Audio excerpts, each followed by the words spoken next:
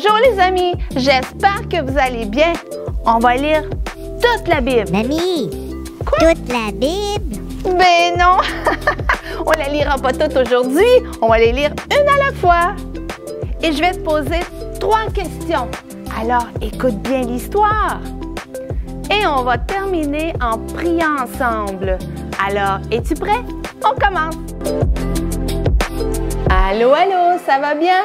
Moi, je suis prête pour une autre histoire. Est-ce que tu es assis? Oui, alors on commence. Le titre aujourd'hui, c'est « Saul se convertit ». Qu'est-ce que ça veut dire « converti »? Ça veut dire qu'il a demandé à Jésus de venir dans son cœur. Alors, il s'est converti à Jésus. Eh oui! Alors, il était une fois un homme qui s'appelait Saul. Et Saul n'aimait pas les gens qui avaient Jésus dans leur cœur. Est-ce que tu sais comment on appelle ça, des gens qui ont Jésus dans leur cœur? On appelle ça des chrétiens. Eh oui, moi j'ai Jésus dans mon cœur, donc je suis une chrétienne. Et si tu as Jésus dans ton cœur, tu as un chrétien toi aussi. Et ça, lui, il détestait. Il n'aimait pas les chrétiens. Il les aimait pas du tout. Et il ne croyait pas en Jésus. C'est pour ça qu'il les aimait pas. Et ça, lui, travaillait pour le roi. Et une bonne journée, il est allé voir le roi. Et il a dit au roi, « Roi, je veux aller dans la ville de Damas et je veux aller arrêter tous les chrétiens pour les mettre en prison. » Et le roi a dit, « Ah ouais? » Fait que le Saul a dit, « Oui, je veux les mettre en prison. » Et le roi a dit, « D'accord, c'est une bonne idée. Alors je vais t'écrire une lettre et ça va te donner la permission d'aller les arrêter. » Et le roi lui a remis cette lettre. Et Saul est parti à cheval avec d'autres soldats et ils sont partis pour la ville de Damas pour aller arrêter tous les chrétiens et les mettre en prison. Et pendant le voyage, pendant le chemin, tout à coup, il est arrivé quelque chose. Une lumière est arrivée du ciel et est venue aveugler Saul. Et il voyait plus clair, il voyait plus rien. C'était aveuglant. C'est comme s'il y avait le soleil dans ses yeux et il voyait plus rien. Et il est tombé en bas de son cheval.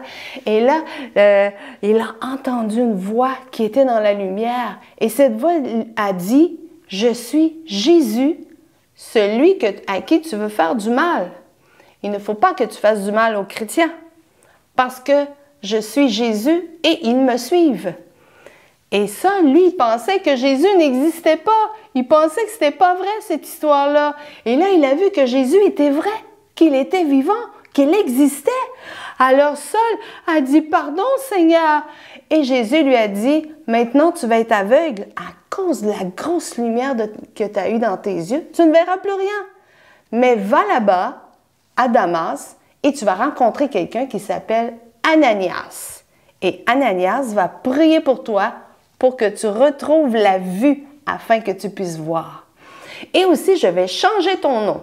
Tu ne t'appelleras plus Saul, mais tu vas t'appeler Paul. Oui, un nouveau nom, Paul.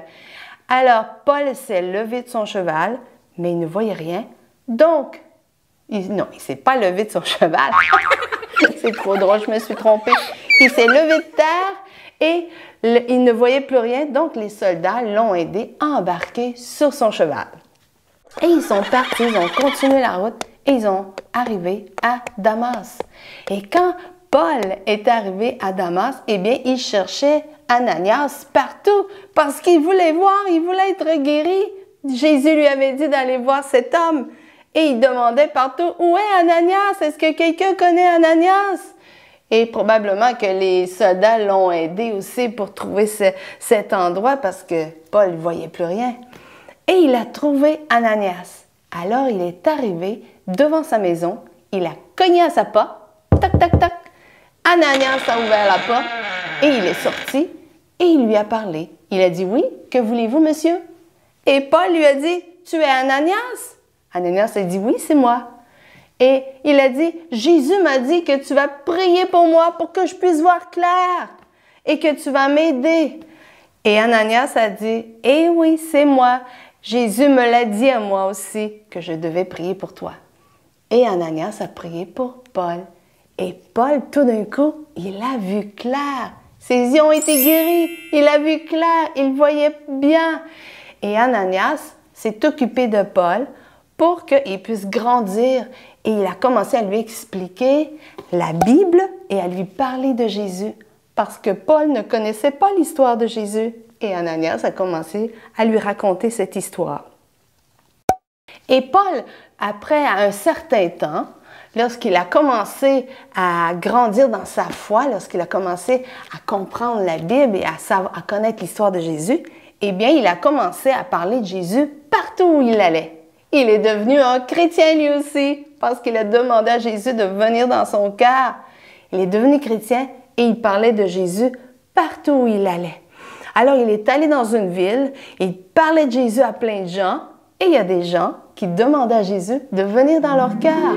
Et quand il y avait beaucoup de chrétiens, eh bien, il bâtissait une église et les chrétiens pouvaient aller dans cette église. Et il mettait un pasteur, quelqu'un pour s'occuper d'eux dans cette église. Et quand il y avait un pasteur qui était là pour s'occuper d'eux, eh bien, il partait dans une autre ville. Et Paul recommençait encore, il parlait de Jésus encore à plein de gens. Et il y avait beaucoup de gens qui demandaient à Jésus de venir dans leur cœur. Et ils devenaient eux aussi des chrétiens. Alors, quand il y avait beaucoup de chrétiens, qu'est-ce que Paul faisait? Il bâtissait une autre église. Et les gens pouvaient aller dans cette église et il mettait un autre responsable, un autre pasteur pour s'occuper d'eux. Et ensuite, Paul partait encore pour une autre ville.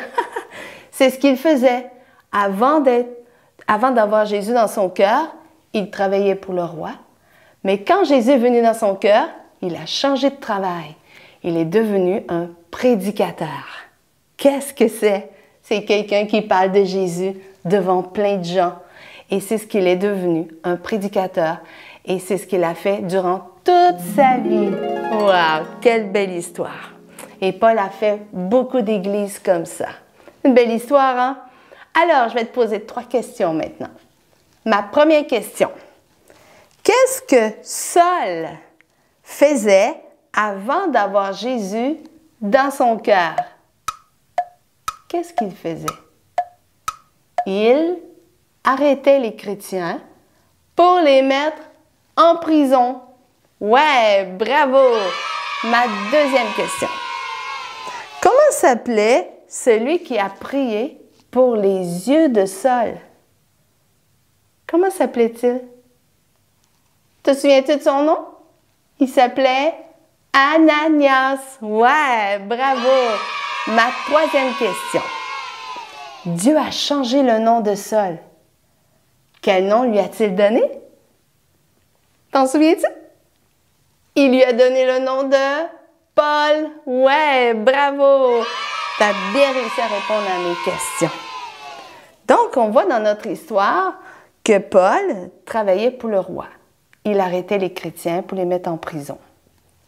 Mais lorsque Jésus est entré dans son cœur, il a changé de travail, il est devenu un prédicateur.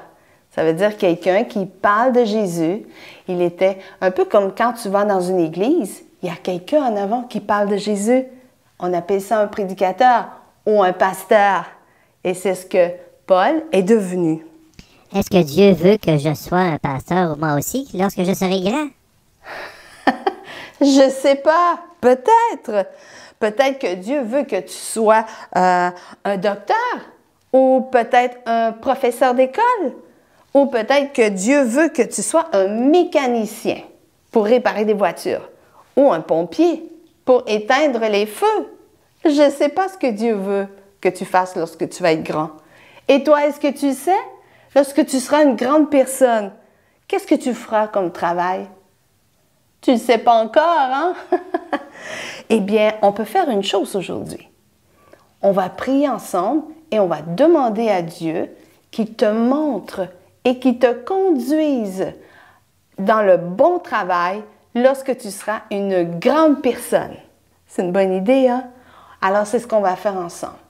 Ferme tes yeux et répète après moi. On va le demander à Jésus. Seigneur Jésus,